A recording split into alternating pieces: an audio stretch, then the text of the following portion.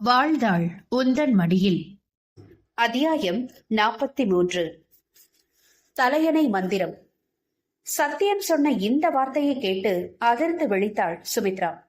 காரணம், அந்த வார்த்தைக்கான அர்த்தம் இன்னும் முழுமையாக அவளுக்கே தெரியாது. அரசல் புரசலாக ஏதோ தெரியும், அவ்வளவுதான். குடும்பமாக உறவுகளுக்கிடையே வளரும் பெண்களுக்கு இதுபோன்ற வார்த்தைகளுக்கான அர்த்தம் நிச்சயம் புரிந்திருக்கும். ஆனால் 7 வயதிலேயே தாயை இழந்து அதன் பிறகு சித்தியின் கொடுமைகளுக்கிடையே நாட்களை நகர்த்தி அந்த நரகத்திலிருந்து விடுபட்டு ஹாஸ்டலிலேயே இத்தனை வருடங்களை கழித்தவளுக்கு இந்த வார்த்தைகளுக்கெல்லாம் அர்த்தம் எங்கிருந்து தெரிய போகிறது? பொதுவாகவே இளமைக்குரிய எந்த கனவுகளும் ஆசைகளும் இல்லாமல் தன்னைத்தானே செதுக்கிக் கொண்டவள் சுமித்ரா. ஆசையே துன்பத்திற்கு காரணம் என்பதுதான் அவளுடைய அசைக்க முடியாத கருத்து. ஆசை எதிர்பார்ப்பை உருவாக்கும். அந்த எதிர்பார்ப்பு நிறைவேறவில்லை எனில் ஏமாற்றமாகும். மனம் கிடந்து தவியாய் தவிக்கும். எதற்கு அந்த வீண் குடைச்சல்? எந்தவித எதிர்பார்ப்பும் ஆசைகளும் இல்லாமல் தன்னுடைய மனதை கிளீன் ஸ்லேட்டாக வைத்துக் கொண்டாள் சுமித்ரா. அதனாலேயே பெரும் பணக்காரனான சத்தியனோடு திருமணம் என்ற போதும் அவள் கிடந்து குதிக்கவில்லை. அதே போல முதலிரவென்று அவன் அவளை எதற்காக திருமணம் செய்து கொண்டான் என்ற காரணத்தை அவன் சொன்ன போதும் ஒரேடியாய் கிடந்து அழுது தன்னைத்தானே வருத்தி கொள்ளவில்லை. கொஞ்சம் அழுதால்தான், இல்லை என்று மறுப்பதற்கில்லை. பெண்மனம் அல்லவா, எதிர்பார்க்கவில்லைதான். ஆனாலும் ஏமாற்றம் இருந்தது. ஆனால் அதன் பிறகு தன்னைத்தானே தேற்றிக்கொண்டு அதிலிருந்து வெளிவந்து விட்டாள் அல்லவா. இப்போது கூட அவனை யாரும் ஒரு வார்த்தை தவறாக பேசிவிடக் கூடாது என்ற நல்ல எண்ணத்தில்தான் தீபிகாவை சந்தித்து நன்றி சொல்லும்படி சத்தியனிடம் சொல்லிக் கொண்டிருந்தாள் சுமித்ரா. அதை போய் தலையண மந்திரம் என்று சொல்லிவிட்டானே. சட்டென்று கண்கள் கலங்கிவிட அவனை விட்டு பிரிந்து கொஞ்சம் தள்ளி படுத்துக் கொண்டாள் சுமித்ரா. மனைவியின் சுவாசத்திலும் ஸ்பரிசத்திலும் சொர்க்கத்தில் இருப்பதை போல உணர்ந்தவன் அவள் அவனை விட்டு நீங்கியதுமே சட்டென கண் திறந்து விட்டான். தள்ளி படுத்திருந்தவளை நெருங்கி படுத்து இப்போது இவன் அணைத்துக் கொண்டான். அவன் சொன்ன வார்த்தைக்காக கோபப்பட்டு விட்டாள் என்று புரிந்தது. ஆனால் அவன் கேட்ட கேள்விக்கான அர்த்தமே வேறு. அதை அவள் சரியாக புரிந்து கொள்ளவில்லை. சிரிப்பாக வந்தது அவனுக்கு. வெற்று முதுகில் மீசையால் உரசி கோலம் போட்டான்.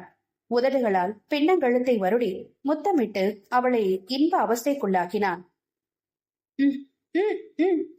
என்று நெளிந்தவாறே சினுங்கிக் கொண்டு கிடந்தாள் சுமித்ரா.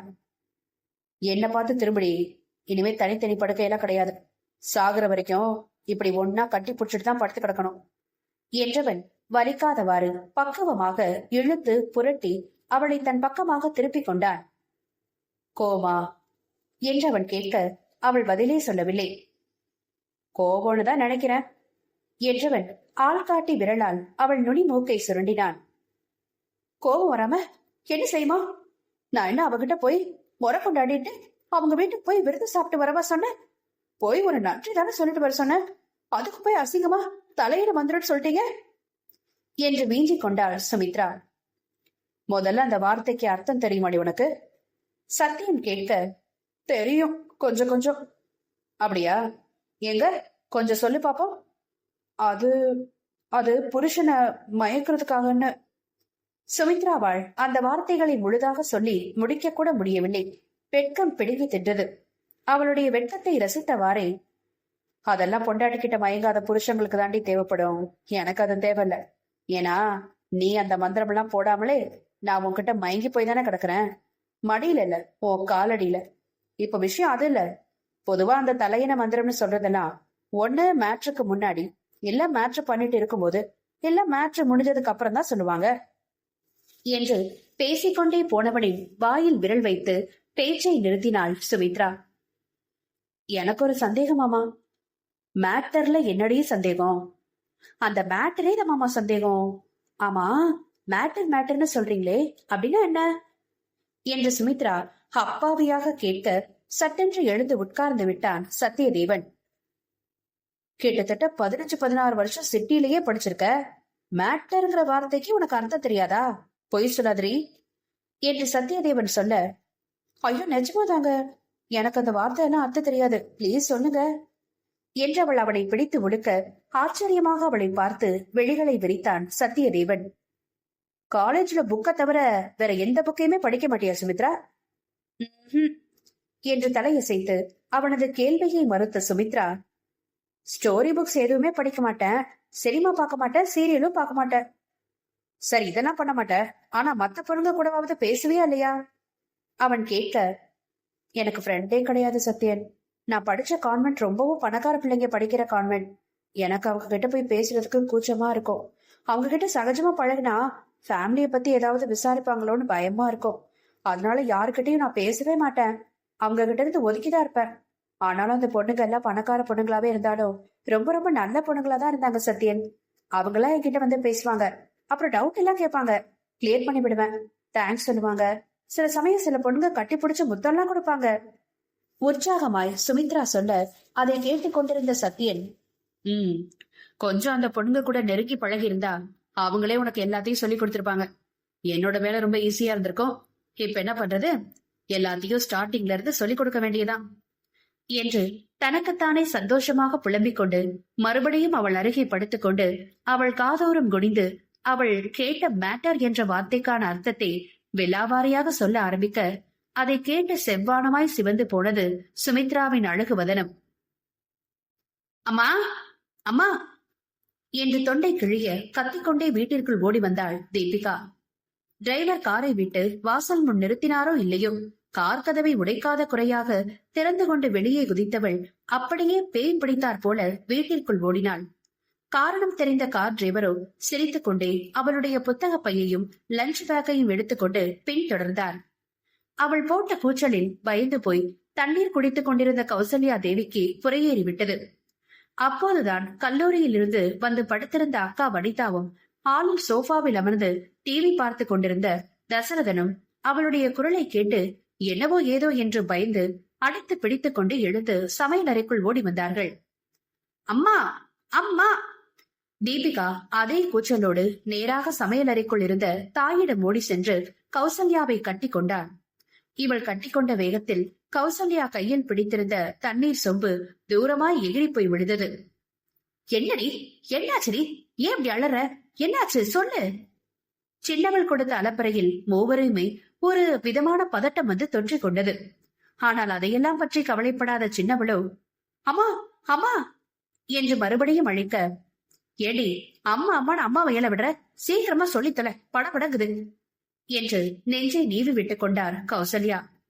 அம்மா, அண்ணன் இன்னைக்கு வந்து என்கிட்ட பேசுறாங்கம்மா என்று தீபிகா மேல் மூச்சு கீழ் மூச்சு வாங்க சொல்ல, அண்ணனா? எந்த அண்ணன் என்று ஆச்சரியமாக கௌசல்யா கேட்க, ஆமா, நீங்க அப்படியே 4-5 ஆம்பளை பிள்ளைங்க பெத்து விட்டுருக்கீங்க பாருங்க, நல்லாதான் கேப்பீங்க. பெத்தது ஒரே ஒரு பிள்ளை தானே? அண்ணம்மா, உங்க புள்ள சத்யதேவன், எங்க அண்ணன் சுமித்ரா அண்ணியோட புருஷன் என்கிட்ட வந்து பேசினாரு. குதூகலமான குரலில் அவள் சொல்ல அதை கேட்டு மூவரும் அதிர்ச்சியில் சிலையாகி விட்டது போல உறைந்து போனார்கள். எது, சத்யன் வந்து உன்கிட்ட பேசினானா? முதலில் உயிர் வந்தது தசரனுக்கு தான். ஆமாப்பா, நிஜம்தான். என்னாலேயே இப்ப வரைக்கும் நம்பவே முடியலப்பா. ஆனா அண்ணன் வந்து என்கிட்ட பேசினாங்க என்றவள் ஓடி போய் டிரைவர் கொண்டு வந்து டீப்பாயில் வைத்திருந்த அவளுடைய லஞ்ச் பேக்கை திறந்து அதற்குள் நிறைந்த 4 பெரிய டைரி மில்க் சில்க் பாக்கெட்டுகளை எடுத்து வந்து அவரிடம் காட்டினாள். பாருங்கப்பா, இதெல்லாம் கூட அண்ணன் தான் கொடுத்தாங்க. அத்தியாயம் 44. தீபிகா படிக்கும் பள்ளிக்கூடத்திற்கு சத்யதேவனின் வயல் பக்கத்தில் இருக்கும் ஒரு சாலை வழியாகத்தான் செல்ல வேண்டும். நானும் என் தோழிகளோட பஸ்ல போறேன், இல்லனா வேன்ல போறேன் என்று ஒற்றை காலில் நின்றவளை அதட்டி உருட்டி மிரட்டி தனியாக காரில் அனுப்பி வைத்தது கௌசல்யா தேவிதான். இளைய மகள் ரொம்பவும் சேட்டைக்காரி. வாய் துடுக்காக ஏதாவது பேசி வம்பை விலைக்கு வாங்கி கொண்டு வந்து விடுவாளோ என்ற பயம் கௌசல்யாவுக்கு. அதோடு பஸ்ஸில் ஏதாவது சேட்டை செய்து மகளுக்கு ஏதாவது ஆகிவிட்டால் என்ன ஆவது என்ற பயமும் தான் அவளை பேருந்திலோ தனியார் வேனிலோ அனுப்ப மறுத்தார் கௌசல்யா. தினமும் அவளை பள்ளிக்கூடத்தில் விட்டுவிட்டு பள்ளிக்கூடம் விடும் சமயமாய் பார்த்து அழைத்து வந்து விடுவார் அவர்களுடைய டிரைவர். அன்றும் அப்படித்தான் பள்ளியிலிருந்து திரும்பி வந்து கொண்டிருந்தார்கள். அவர்களுடைய கார் சத்யதேவனின் வயல் பகுதியில் உள்ள சாலையில் சென்று கொண்டிருந்தது. ஆசை ஆசையாக அண்ணன் வளர்த்து கொண்டிருக்கும் பயிரை பார்த்து மகிழ்ந்து கொண்டே வந்தாள் தீபிகா. அப்போது அவள் சென்று கொண்டிருந்த கார் ஒரு கிளைச்சாலையில் திரும்ப, ஏதாவது அந்த பக்கமா போறீங்க? நம்ம போற வழியில ரோட்டு வேலை ஏதாவது நடந்துட்டு இருக்கா என்ன?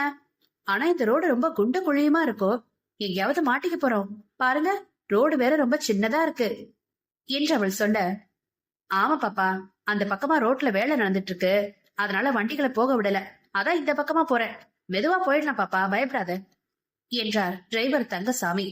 ஆனால் அத்தோடு விட்டுவிட்டாள் அவள் தீபி குட்டி இல்லையே.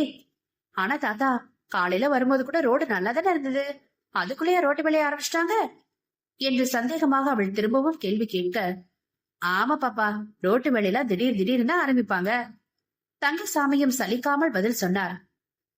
உங்க அண்ணனோட வயலை பாத்தியா பாப்பா, எப்படி சும்மா தளதளன்னு தங்க மாட்டம் மின்னது என்று தங்கசாமி ஸ்லாகிக்க, சும்மா கண்ணு வைக்காதீங்க தாத்தா, அண்ணனே கஷ்டப்பட்டு வளர்த்து வச்சிருக்காங்க, நீங்க கண்ணு போட்டீங்கன்னா அப்புறம் வயலுக்கு ஏதாவது ஆயிட போகுது என்று அவரை முறைத்துக் கொண்டாள்.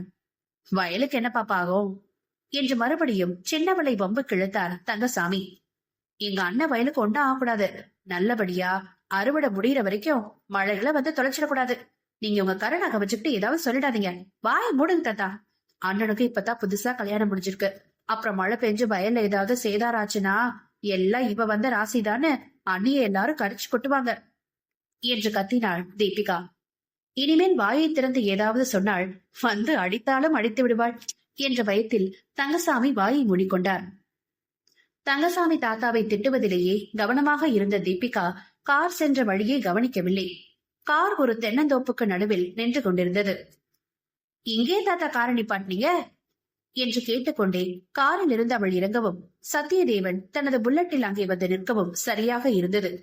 காலையிலேயே தங்கசாமியை போனில் அழைத்து சாயந்தரமாய் தீபிகாவை தங்களது தென்னந்தோப்பிற்கு அழைத்து வர சொன்னதே சத்தியன் தானே.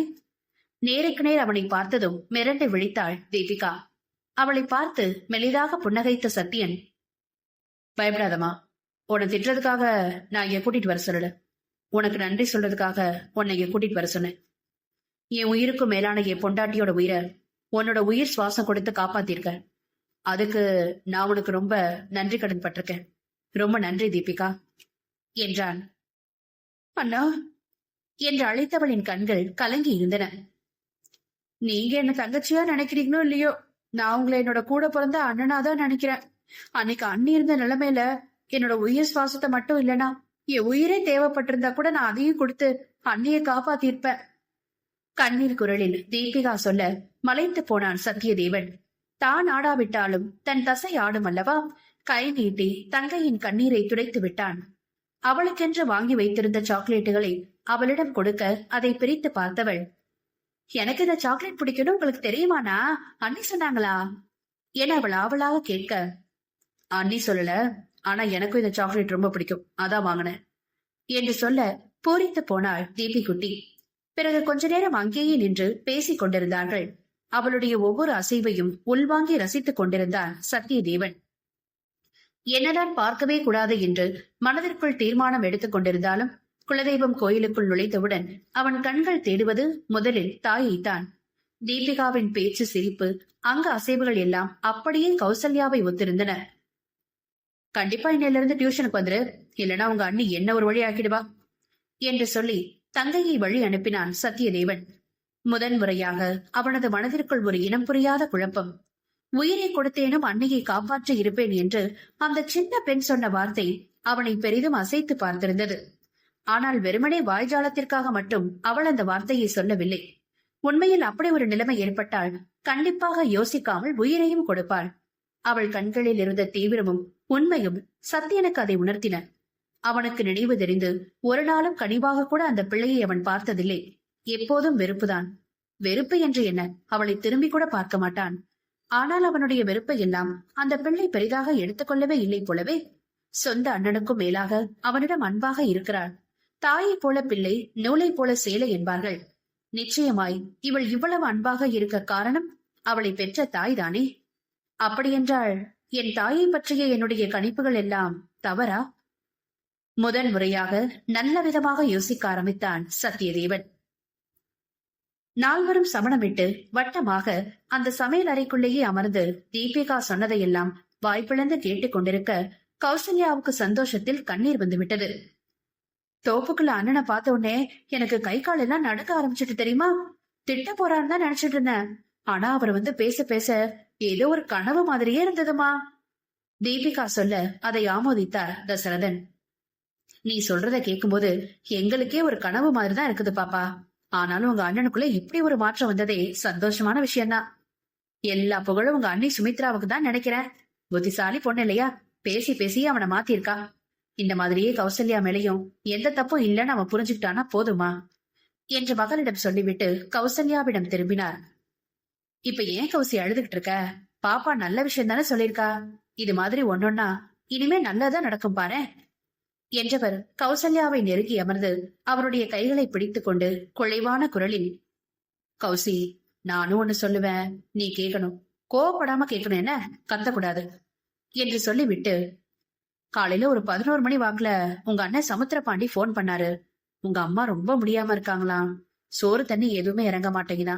எப்ப பார்த்தாலும் கௌசி சத்யா கௌசி சத்யான்னு உங்க 2 பேர் பேரையும் தான் சொல்லி அணைத்திக்கிட்டே இருக்காங்களாம். ஒரே ஒரு எட்டு போய் பாத்துட்டு வந்துடலாம் கௌசி. பாவம், வயசான காலத்துல அவங்கள ஏன் இப்படி தவிக்க விடணும்? பாவம் பிடிச்சுக்கிட்டு கௌசி. சத்யன் வரமாட்டான், அவனை விடு. ஆனா நீ போய் பார்த்து ஒரே ஒரு வார்த்தை ஆறுதலா பேசிட்டு வரலாம் தானே? இல்ல அவங்களுக்கு உன் முகத்தையாவது காட்டலாம் தானே? இந்த வயசான காலத்துல ஏன் அவங்களை இவ்வளவு சங்கடப்படுத்துற கௌசி? தப்பு இல்லையா? நமக்கும் பிள்ளைகள் இருக்குது கௌசி, அதை யோசிச்சுக்க. ஒரு பெத்த தாய்கிட்ட இந்த அளவுக்கு விரோதம் பாராட்டக்கூடாதே, அது பாவம். கிளம்பு கௌசி, ஒரே ஒரு எட்டு போய் அவங்கள பார்த்துட்டு வந்துடலாம். இதமான குரலில் தசரதன் சொல்ல வெகுண்டு எழுந்து விட்டார் கௌசல்யா தேவி. அத்தியாயம் 45. இதமான குரலில் தசரதன் கௌசல்யாவிடம் சொல்ல வெகுண்டு எழுந்து விட்டார் கௌசல்யா. பாவம் பிடிச்சா பிடிக்கட்டுமே, அதை பத்தி எனக்கு எந்த கவலையும் இல்ல. என்னையும் என் மகனையும் கொஞ்சம் கூட மனசாட்சி இல்லாம பிரிச்சு அவங்க வச்சாங்கல்ல, தனியா கிடந்து தவிக்கட்டும். அப்பதான் புள்ளைய பிரிஞ்ச தாயா என்னோட தவிப்பு அவங்களுக்கு புரியும். நீ யாரும் என்ன புரிஞ்சுக்க வேணாம். நான் கெட்டவளாவே இருந்துட்டு போறேனே, அத பத்தி எனக்கு எந்த கவலையும் இல்ல. ஆனா ஒண்ணு, அவங்க செத்தா கூட நான் வந்து அவங்க மூச்சை எட்டி பார்க்க மாட்டேன். ஆவேசமான குரலில் கௌசல்யா சொல்ல, திரும்ப திரும்ப ஏண்டி அந்த பழைய கதையே பேசுற? இப்ப உங்க அம்மா நல்ல நிலைமையில திடகாத்திரமா இல்ல, சாக கிடக்குறாங்க. இப்ப கூட அதே பிடிவாதத்தோட இருக்கணுமா? இதெல்லாம் நல்லதுக்கே இல்ல கௌசி. நாளை காலையில 2 பிள்ளைகளையும் கூட்டிட்டு நான் உங்க அம்மாவை பார்க்க போறேன். நீ வந்தாவா வராட்டி போ என்று தசரதன் சொல்ல, யார் வேணாலும் போங்க வாங்க, அதை பத்தில எனக்கு கவலை இல்ல. ஆனா என்ன யாரும் அங்க கூப்பிடக்கூடாது, அவ்வளவுதான் என்று முரட்டு பிடிவாதம் பிடித்தார் கௌசல்யா. தாய் தகப்பனின் வாக்குவாதத்தை கவனித்துக் கொண்டே ஓரமாக நின்று கொண்டிருந்தாள் தீபிகா. கத்திக்கொண்டே வெளியே போய்விட்டார் கௌசல்யா. நல்ல மூட்ல இருந்தாங்க, சும்மா எதையோ பேசி அம்மாவோட மூடையே கெடுத்துட்டீங்கப்பா என்று தந்தையிடம் குறைப்பட்டுக் கொண்டார்கள் பிள்ளைகள். அப்படி இல்லம்மா, சந்தோஷமா இருக்காளே, சரி இந்த நேரத்துல சொன்னா சரின்னு தலையாட்டுவான்னு நினைச்சேன். என் திட்டம் பழிக்கல. சரி அதை விடு. உங்க அண்ணன் ஏன் உங்க அம்மா விஷயத்துல இவ்வளவு பிடிவாதமா இருக்கான்னு இப்போ உனக்கு புரியுதா? எல்லாம் இவளாலதான். இவளோட ரத்தம் தானே அவன் உடம்புலையும் ஓடுது. அதான் எல்லாம் ஒரே குட்டையில ஊர்ன மட்டைங்க, வரட்டு பிடிவாதம் பிடிச்ச கழுதைங்க. எப்படியோ கிடந்து சாகத்து விடு. ஆனா நாளைக்கு ஆட்சியை பார்க்க நாம 3 பேரு போறோம். யார் வந்து குறுக்க விழுந்தாலும் பின்வாங்க மாட்டேன் இந்த தசரதன். மீசையை முறுக்கிக் கொண்டு வீர ஆவேசமாக பேசிய தசரதன் சுற்றிலும் ஒருமுறை நோட்டம் பார்த்துவிட்டு சமையல் மேடையில் கௌசல்யா பொறித்து வைத்திருந்த போண்டா நிரம்பிய கிண்ணத்தை எடுத்துக்கொண்டு நைசாக ஹாலுக்கு நழுவ அதை அவரிடமிருந்து பிடுங்குவதற்காக அவரை துரத்திக் கொண்டே பின்னால் ஓடினாள் தீபிகா. சத்தியதேவனும் சுமித்ராவும் பழையபடி பண்ணை வீட்டிற்கு வந்து விட்டார்கள். கிட்டத்தட்ட 1 வார வேலை. பழைய வயரிங் எல்லாம் பிரித்து புது வயர் போட்டு சுவிட்ச் போர்டுகள், சுவிட்ச் விளக்குகள் என்று அனைத்தையும் புதிதாக மாற்றி படுக்கையறையில் ஏசி கூட மாட்டி வைத்து விட்டான். ஜன்னல் கதவெல்லாம் திறந்து வச்சுட்டு படுத்தா ஏசியே தேவையில்ல, இப்ப எதுக்கு தேவையில்லாம வீண் செலவு பண்ணீங்க என்று கேட்டாள் சுமித்ரா. பதில் சொல்லாமல் அவளை பார்த்து குறும்பாக சிரித்தான் சத்தியதேவன். அதற்கு மேல் வேறு ஏதாவது கேள்வி கேட்டால் வில்லங்கமாக ஏதும் பதில் சொல்லிவிடுவானோ என்ற பயத்தில் வாயை மூடிக்கொண்டாள். அப்படியெல்லாம் சொல்ல மாட்டான் என்று உறுதியாக சொல்லவே முடியாது. காரணம், திருமணமான புதிதில் இருந்த சத்தியன் இல்லை, இப்போது இருப்பவன். இவனுக்கு 16 வயது பையனின் துள்ளலும் குறும்புத்தனமும் காதலும் வந்திருக்க இளமை துடிப்போடு சுமித்ராவை வந்து பார் என்று நின்றான். அவளுக்கு கை ஓரளவு சரியாகிவிட்டது. நன்றாக அசைக்க முடிந்தது. அசைக்கும் போது வலி தெரியவில்லை. அதனால் டியூஷன் எடுக்க தொடங்கி இருந்தாள். ஆயினும் அவளை தனியே விடாமல் சத்தியன் பக்கத்திலேயே ஒரு சேரை போட்டுக்கொண்டு அமர்ந்திருப்பான். தினமும் கைக்கு மருந்தை தடவி மசாஜ் பண்ணி விடுகிறான் பொறுப்புள்ள கணவனாக. மிக உற்சாகமாக விசில் அடித்தபடியே உள்ளே நுழைத்த சத்தியதேவனை ஆச்சரியமாக பார்த்தாள் சுமித்ரா. இளம் சிவப்பு நிறத்தில் பல வண்ண மலர்கள் தெளிந்த புடவையும் அதற்கு மேட்ச் ஆக இளம் சிவப்பு சட்டையும் அணிந்திருந்தாள் சுமித்ரா. முடியை நீளமாக பின்னி தலை நிறைய ஜாதி மல்லிப்பூ சூடியிருந்தாள். 2 கைகளிலும் தங்கமும் சிவப்பு நிறமும் கலந்த வளையல் அணிந்திருந்தாள்.